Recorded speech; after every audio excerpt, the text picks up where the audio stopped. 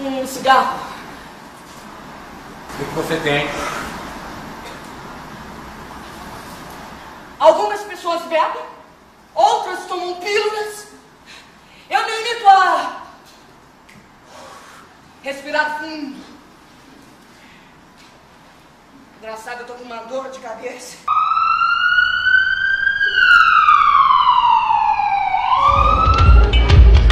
Cacilda Becker, atriz, branca, desquitada, 48 anos, residência, Avenida Paulista. Teve um treco, em pleno teatro, no meio da cena. Científico, aneurisma rodocerebral. Estado gravíssimo, uma parada cardíaca. Estava todo mundo palpitando com ela. E agora um silêncio, todos rezando estáticos. Cacilda falava por todos nós artistas. Um teatro de ideias, de interpretações memoráveis.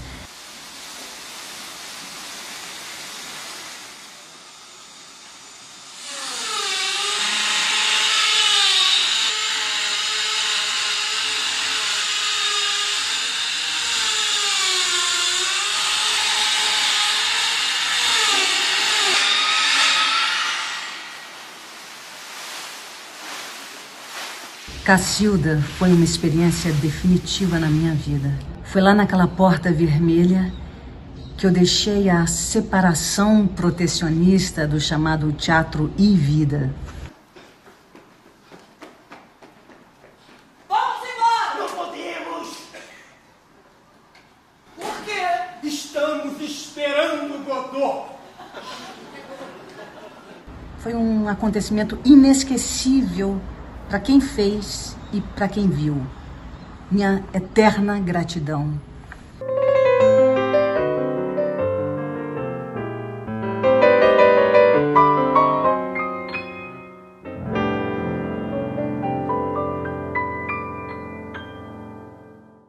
Quem passa pelo bairro da Lapa, em São Paulo, ou pelo Catete, no Rio de Janeiro, ou ainda pelo centro da cidade de Pirassununga, inevitavelmente vai ver em cada um desses lugares um teatro com o nome de Cacilda Becker.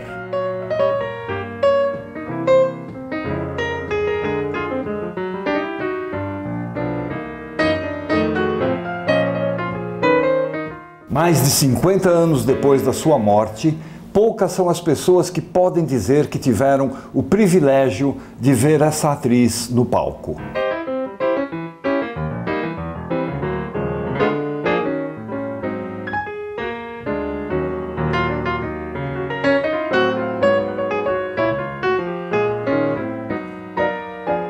Cacilda foi mais do que uma artista. Foi a maior atriz do seu tempo. Foi um porto seguro para a classe teatral. Foi um símbolo de uma época. Cacilda é um mito.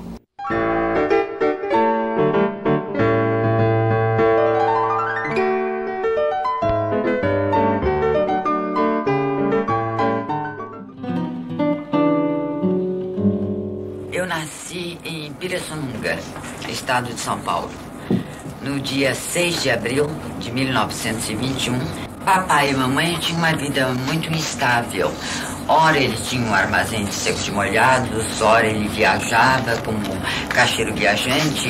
Mamãe, como professora, lecionava em escolas rurais, em fazendas, e tudo isso fez com que durante os 4 ou 5 primeiros anos da minha vida nós vivêssemos mudando de casa e de cidade.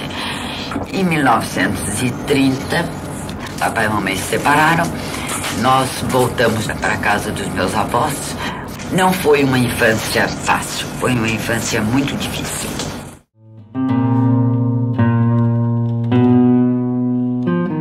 Os meus pais me deram duas irmãs que eu sempre amei muito. Não tem que parar, preciso parar, senão eu choro.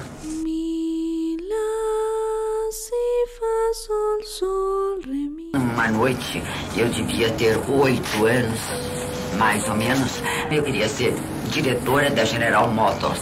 E tive a consciência, aos 8 anos de idade, que numa fazenda onde mamãe lecionava, eu não poderia estudar, não poderia ser ninguém. E fiz a minha mãe me jurar que nos levaria para uma cidade onde nós pudéssemos estudar.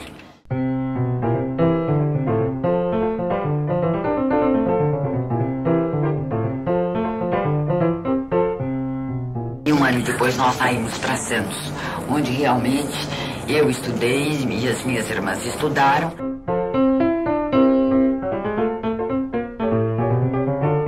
Em Santos, Cacilda se formou professora primária enquanto fazia cursos de balé. Ela queria ser dançarina porque um professor tinha lhe mostrado um livro sobre a Isadora Duncan.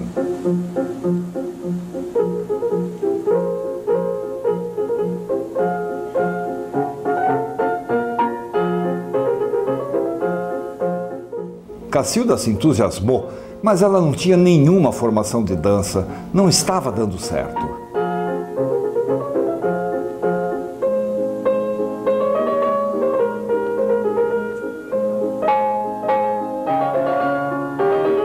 Miroel Silveira, que se tornaria um conhecido crítico e diretor teatral e uma espécie de conselheiro da Cacilda, sugere que ela abandone o balé e tente o teatro. Cacilda aceita a sugestão, mas como começar?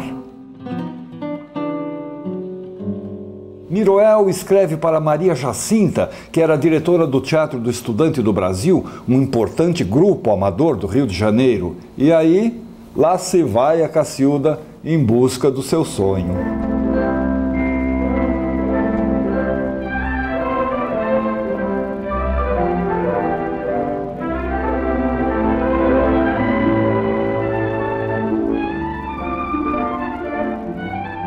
O contato com o teatro para mim foi espantoso, porque eu nunca tinha lido nada sobre teatro, não sabia o que era o ato de representar e vim para o Rio de Janeiro. O primeiro trabalho de Cacilda no Teatro do Estudante do Brasil foi uma rápida substituição na peça Dias Felizes.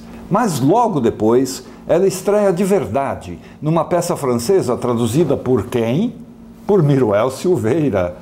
O elenco era encabeçado por Sônia Oiticica.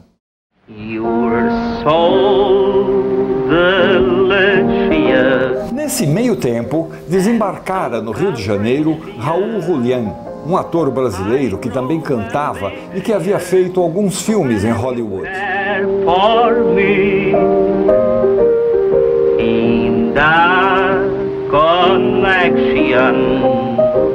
You're my selection for a true affection for all the time to be.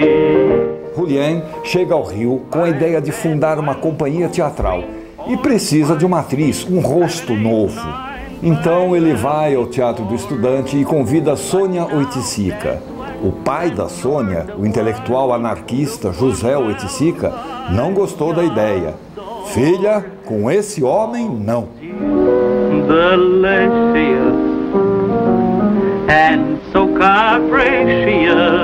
Alguém sugere a Julián que convide Cacilda Becker. Ele convida e ela aceita. Claro, era o que ela queria mesmo, fazer parte de uma companhia profissional. Finalmente, eis Cacilda trabalhando profissionalmente, intensamente, no palco, na companhia de Raul Julián. Era aquele ritmo terrível da época, uma peça por noite, temporadas curtas em várias cidades, ensaios pela manhã e à tarde, uma passadinha à noite e aí começa a função. Amanhã, outra peça, outra cidade.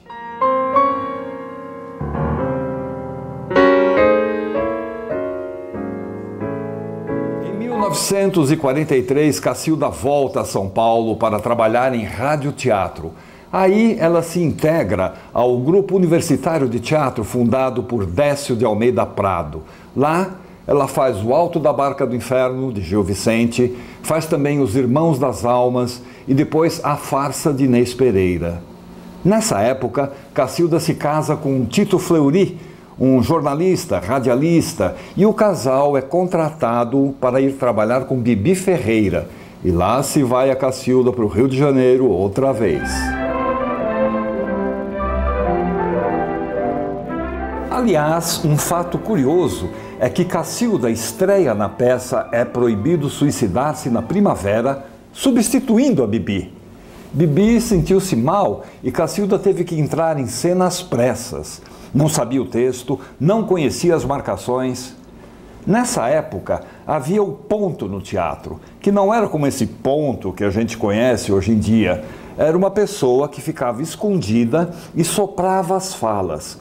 Cacilda se colocava perto do ponto, ouvia o texto, ele dizia, vai para lá, vem para cá. Foi assim que Cacilda estreou na companhia da Bibi.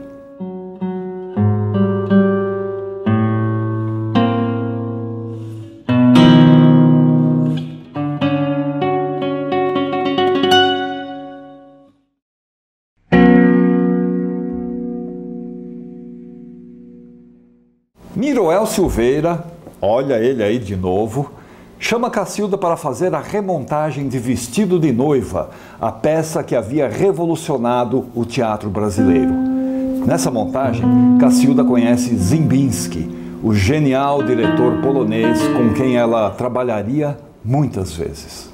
Nós estávamos uma noite num café que se chamava Petrônio, em Copacabana, e o Ziembinski me olhou profundamente. Eu não comia o bife que ele queria, ou porque chegasse atrasada ao ensaio, ele me disse, você não vai ser uma atriz, compreende? E eu fiquei profundamente atemorizada com isso. Mas eu devo justamente ao Ziembinski uma grande parte da minha vida, do que eu adquiri de conhecimentos teatrais. Foi justamente esse homem que me ajudou a me tornar uma atriz.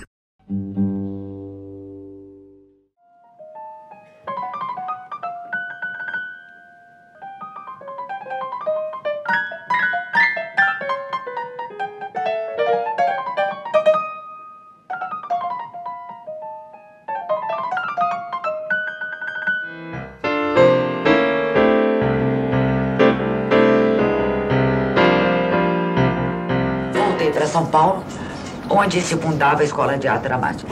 E o Alfredo Mesquita me convidou, então, para lecionar comédia num terceiro, quarto andar de um prédio velho, onde embaixo estava sendo construído um teatro por um senhor chamado Franco Zampari.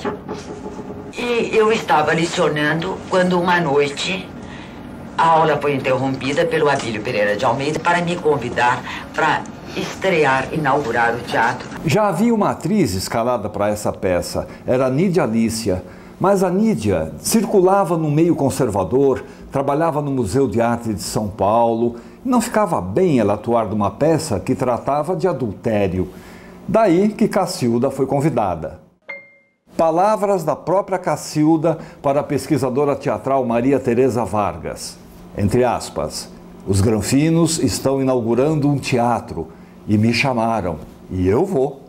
E assim, Cacilda estreia sua primeira peça no Teatro Brasileiro de Comédia, A Mulher do Próximo, de Abílio Pereira de Almeida.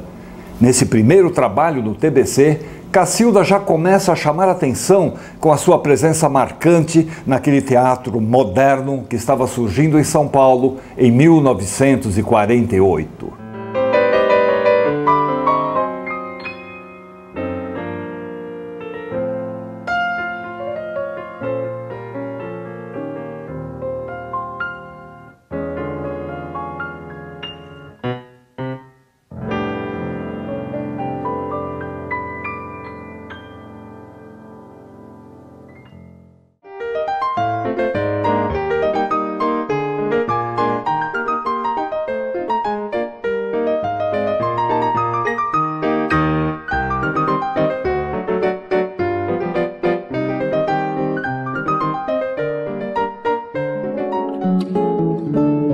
Eu assistia Cacilda Becker fazendo Pega Fogo.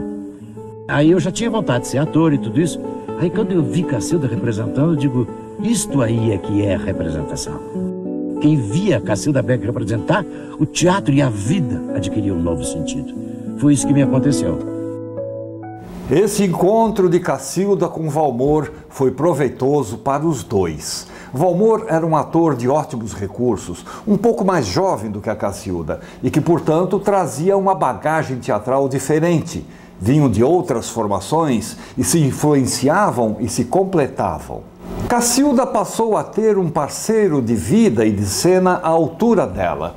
E igualmente Valmor, que nunca mais teve uma companheira de palco que se igualasse a ela. Tanto que depois da morte de Cacilda, Valmor passou a ter preferência por monólogos e recitais, sozinho.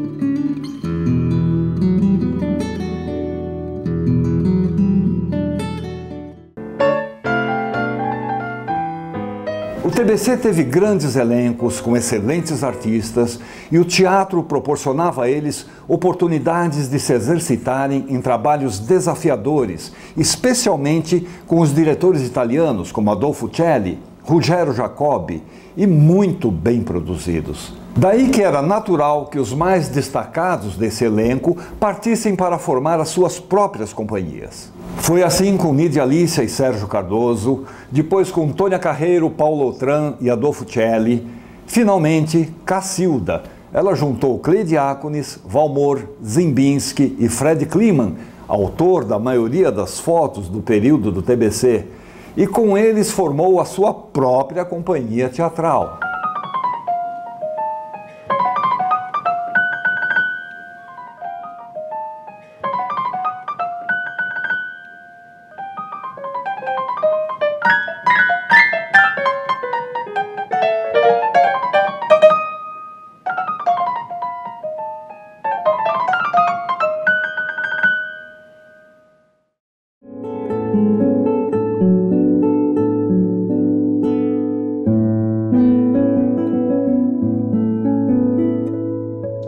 O Jefferson de los Rios é um renomado crítico teatral. Ele reuniu neste livro aqui as críticas que ele publicou durante quase 40 anos e perfis de alguns artistas. E, Jefferson, você nos conta aqui a impressão que você teve, a emoção que você sentiu a primeira vez que você viu a Cacilda em cena. Fala um pouco sobre isso. O forte do que eu tenho a dizer é o fato de que, em 1967, eu era apenas um jovem jornalista com 1 ano e pouco de profissão, não tinha grande vínculo ainda com o teatro profissionalmente. Eu fui como espectador, como admirador da Cacilda. Fui desarmado e encontrei realmente a mulher que seria a lenda, a referência e até um certo mito.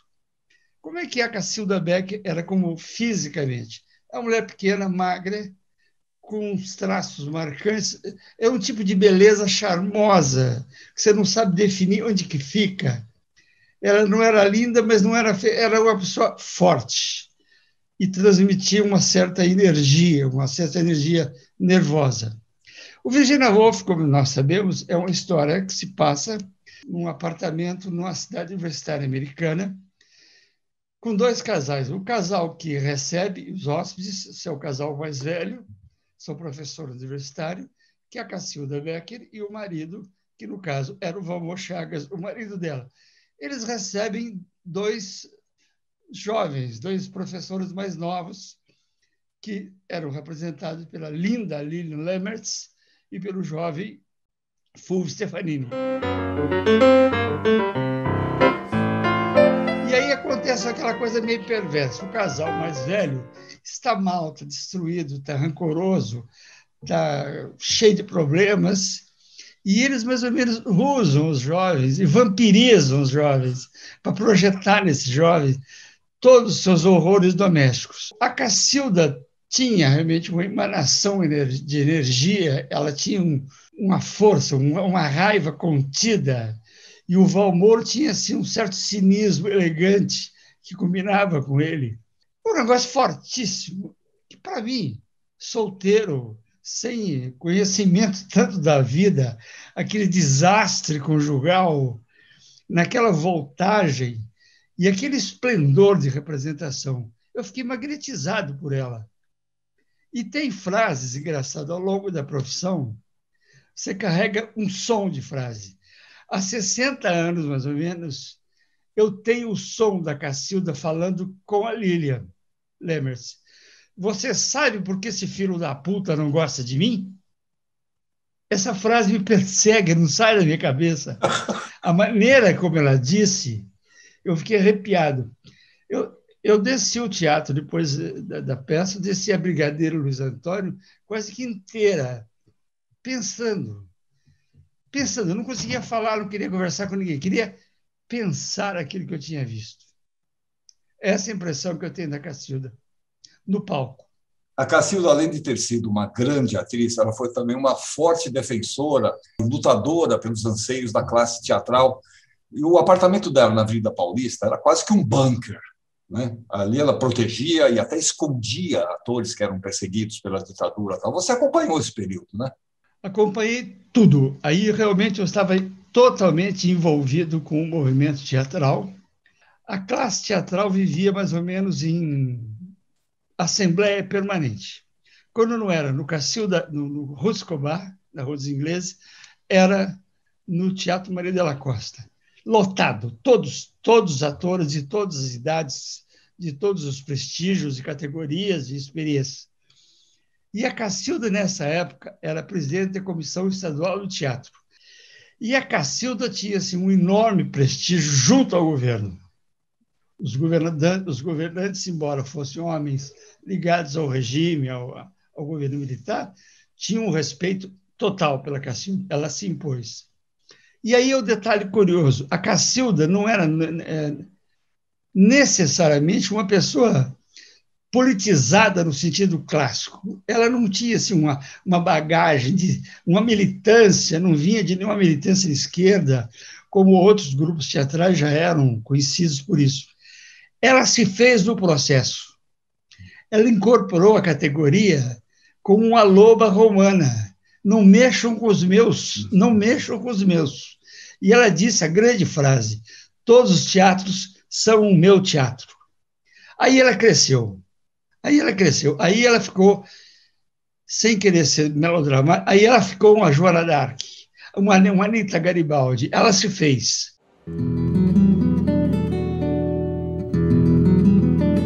O Lauro apareceu no Teatro Cacilda Becker com o Santo Milagroso. E o Plínio estreou como ator dentro dessa peça. E, naturalmente, nós tomamos, eu e o Valmor, os primeiros contatos com os textos de estudo do Plínio. Quando escreveu A Navalha na Carne, que foi impedida pela censura, nós tínhamos que proporcionar a ele a possibilidade de ele ser apresentado aos intelectuais e críticos paulistas. Então, dentro do estudo de teatro, nós fizemos a primeira montagem da Navalha na Carne e levantamos a opinião pública em São Paulo. Décio Almeida Prado deu uma grande cobertura. Naturalmente, os jornais, a imprensa toda se movimentou em favor da liberação da peça. Acreditamos que isso foi algum chão que o Teatro Paulista preparou para o gesto de Tônia Carreiro no Rio de Janeiro, obtendo pessoalmente a liberação junto ao ministro Guilherme Silva. Todo mundo que estivesse em perigo corria para a Cacilda Becker. Ou se corria para a casa da Ruth Escobar, que teve um papel importante nisso, ou se corria para a casa da Cacilda Becker. Porque aqui ninguém entra. Era uma espécie de território diplomático inviolável. Por exemplo, Cacilda escondeu Paulo José e Flávio Império. Quem também passou por lá foi a Lélia Abramo. Em 1964, poucos meses após o golpe militar, vários artistas e intelectuais passaram a ser presos ou convocados para depoimentos no DOPS, a temida Delegacia de Ordem Política e Social. Cacilda já era uma legítima representante da classe teatral e antes mesmo que fosse chamada, ela decidiu ir espontaneamente ao DOPS. A presença da maior estrela do teatro brasileiro da época inibia delegados e funcionários da delegacia. Cacilda defendeu o teatro e os artistas utilizando a força do seu prestígio. E ela tinha prestígio. O governo não sabia como desautorizá-la. O governo não podia prender a Cacilda Becker. Mais ou menos como deu Helder Câmara, como Dom Paulo, não se toca. O governo podia não gostar, mas como mexer em Cacilda? Deste momento em diante, nós estaremos aguardando ansiosamente as medidas que o senhor ministro Guilherme Silva prometeu tomar em favor da intelectualidade e da cultura brasileira. No célebre episódio da invasão do Teatro Ruth Escobar, em que membros da organização Comando de Caça aos Comunistas invadiu o teatro, depredou os camarins e espancou parte do elenco, Cacilda foi pessoalmente exigir um posicionamento e providências do governador Abreu Sodré. Segurança e instalação de inquérito, proteção para o nosso trabalho. E quanto foi o prejuízo causado pela agressão? Não sei, porque isso compete exatamente a um levantamento que será feito na ocasião em que o advogado da classe teatral tomar conta da causa.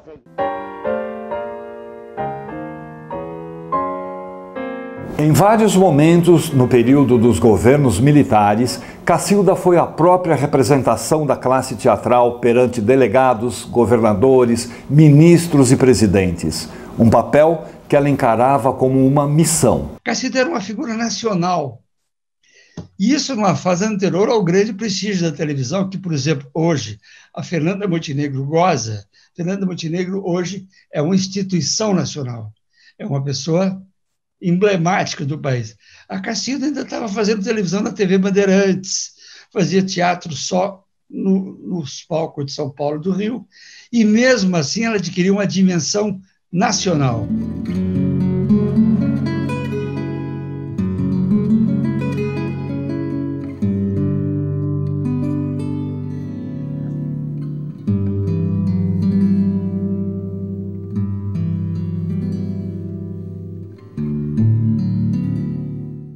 Em 1966, Cacilda estava na TV Tupi fazendo uma das personagens centrais da novela Ciúmes. Ela era Augusta, mãe de Eugênio, interpretado por Sebastião Campos, e odiava a noiva do filho, o papel de Dina Sfat. A experiência não agradou a Cacilda. Ela voltaria à televisão mais tarde, mas em grandes teleteatros, onde ela encenava clássicos da dramaturgia mundial.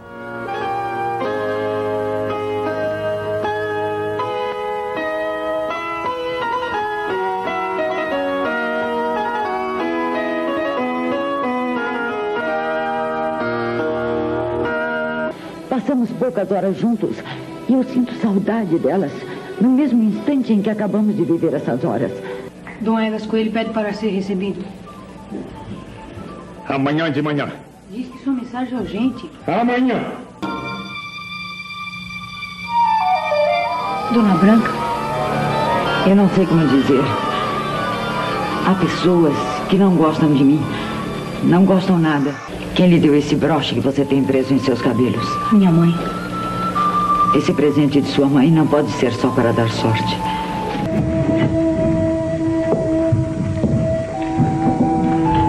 Sabe o que eles dizem? Que o rei está delirando, a senhora é uma bruxa e conseguiu enfeitiçá-lo. E o despertar do rei será horrível. Todos eles dizem que é preciso matar a bruxa. Pela última vez, Dona Inês, fuja, é tarde.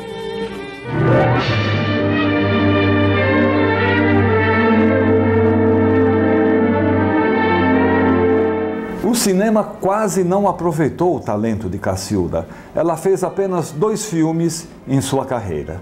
Um deles é quase desconhecido, Luz dos Meus Olhos. Ela contracena com Celso Guimarães, que era um locutor e ator da Rádio Nacional do Rio de Janeiro e que interpreta um cego que trabalha como afinador de piano.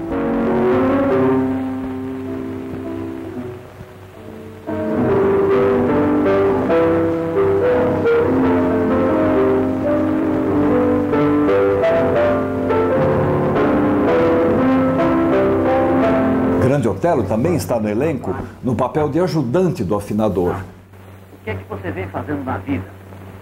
Eu já fiz de tudo. Eu fui até contraventor. O filme é de 1947. Cacilda está ainda em início de carreira, mas já demonstra uma forte presença na tela, uma espécie de prenúncio da grande atriz que ela já estava se tornando. Aquele ótimo companheiro de instituto de música, o meu melhor amigo. Por que você se afastou?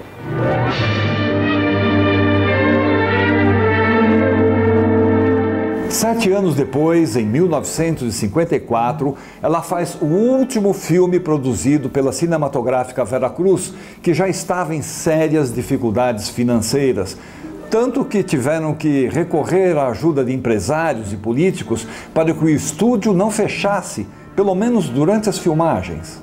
Floradas na Serra é um grande filme, dirigido por Luciano Salti, com uma produção cuidadosa, cenários e figurinos caprichados. E Cacilda teve como par romântico Jardel Filho, um ator de grandes recursos e uma personalidade magnética.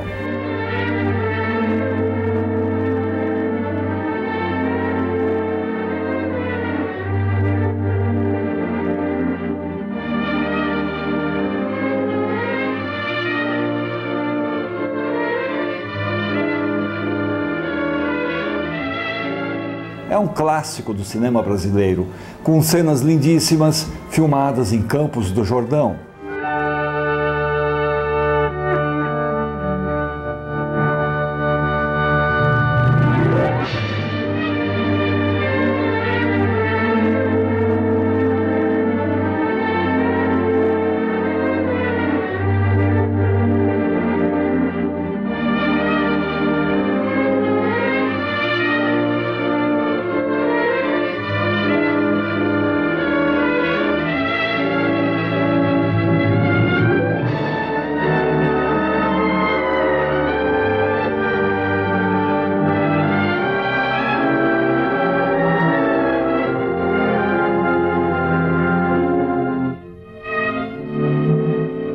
Uma pena Cacilda ter feito apenas esses 2 filmes.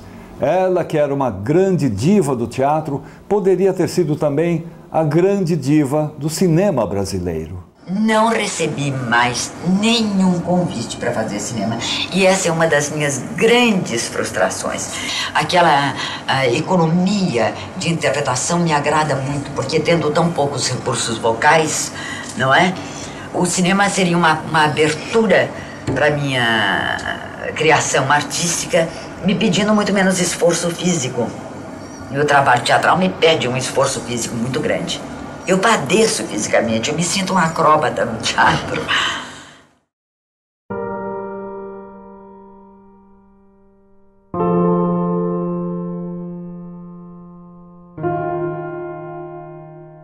A peça Esperando Godot foi escrita no pós-guerra pelo irlandês Samuel Beckett, um dos mais ilustres representantes do teatro do absurdo.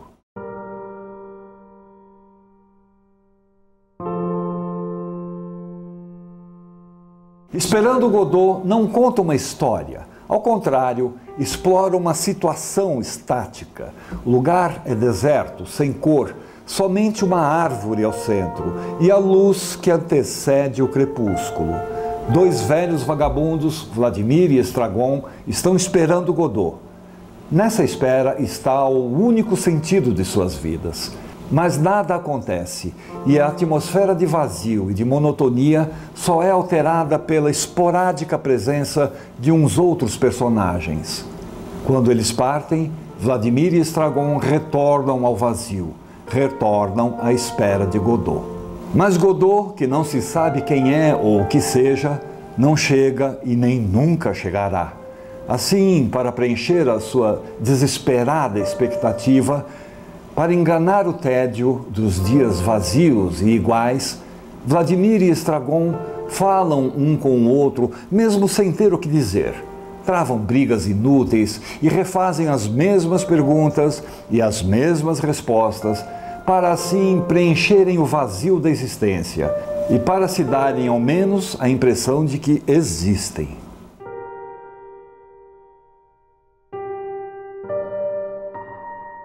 Agora, Jefferson, você teve a oportunidade de ver o Estragon da Cacilda Becker, Esperando Godot. O que você lembra desse trabalho dela? Bom, aí eu conhecia já bem o texto, tinha conhecimento de Beckett. O espetáculo do Flávio Rangel era muito bom, muito bem feito, uma cenografia ótima. O elenco de sustentação era muito bom, com Carlos Kreber, Carlos Silveira e outros. E a imagem que fica, aquela coisa clownesca, eles assim, de chapéu, a la Chaplin, aquela roupinha do Chaplin.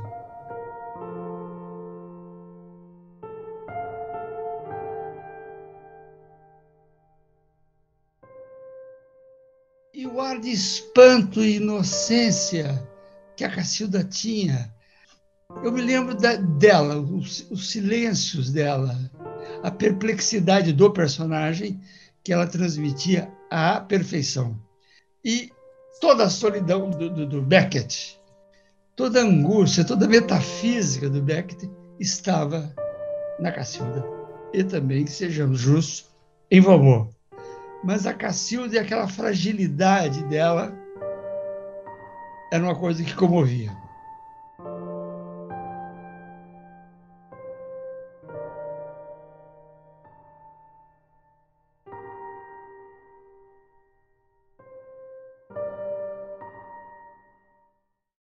Qual é o legado que a Cacilda deixa para a classe teatral e para o Brasil, de um modo geral? Primeiro, o empenho na profissão. A Cacilda, como eu já disse, não era nenhum intelectual. Ela era uma pessoa formada pela escola normal, era professora primária, que gostou sempre desde menina de dança. Mas quando ela se atracou, ela descobriu o teatro, aquilo foi a devoção, a vida, o alimento, o sal da terra dela, sempre. Ela tinha total dedicação. Ela entrava para o ensaio com o empenho do iniciante que ganhou o primeiro papel na vida. Ela foi de uma seriedade absoluta como atriz, como contratante de colegas, como representante da categoria. Ela deixou um exemplo de dignidade, de seriedade e dessa coisa intransferível, que é um talento realmente deslumbrante, raro, que inclusive diretores estrangeiros que a viram, mesmo sem saber a língua, notavam. Ali estava uma atriz de primeira grandeza. Esse é o exemplo que eu tenho dela. Em 1969, num dia de semana à tarde, acontecia uma apresentação de Esperando Godot, uma sessão especial para estudantes. Cacilda havia tomado alguns comprimidos de aspirina, o que já era um hábito na sua vida, por causa das suas constantes dores de cabeça. Mas naquele dia, ela se queixava de que as dores estavam muito fortes. No intervalo do primeiro para o segundo ato, no camarim, Cacilda pediu mais aspirinas. Valmor relutou em dar, ela já havia tomado várias, mas Cacilda insistiu e tomou. Minutos depois, seu corpo fraquejou e ela caiu. Imediatamente, Valmor atravessou a plateia com Cacilda desacordada em seus braços, diante dos olhares atônitos dos estudantes. Cacilda deu entrada no hospital em estado crítico e lá permaneceu.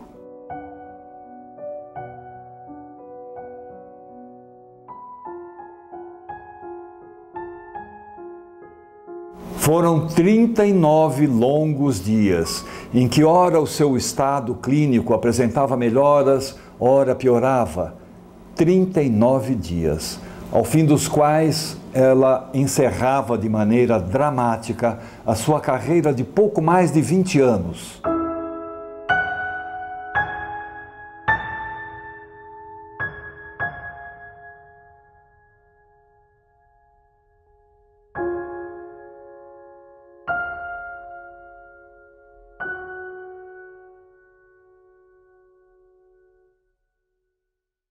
Nesse curto período de 2 décadas, ela se tornara um símbolo do teatro, uma expressão marcante da arte de representar, um mito.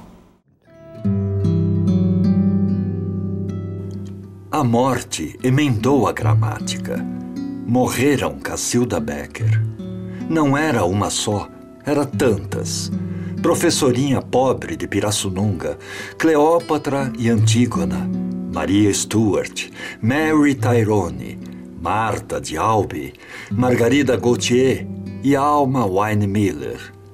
Ana Yelkes, a solteirona, a velha senhora Clara Zahanassian, adorável Júlia, outras muitas modernas e futuras irreveladas. Era também um garoto descarinhado e astuto, pinga-fogo, e um mendigo esperando infinitamente Godot.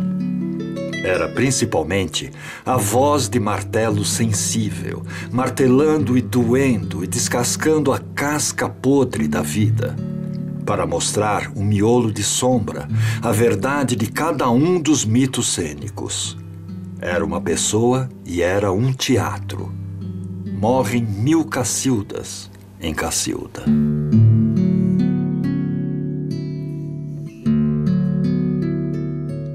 Acho que tudo só vale a pena quando tudo está relacionado e envolvido por um sentimento de bondade.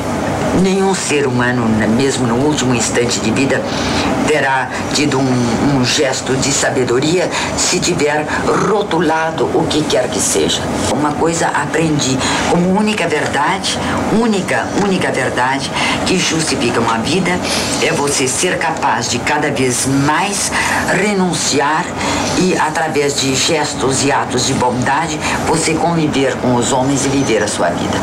O resto, eu não sei nada.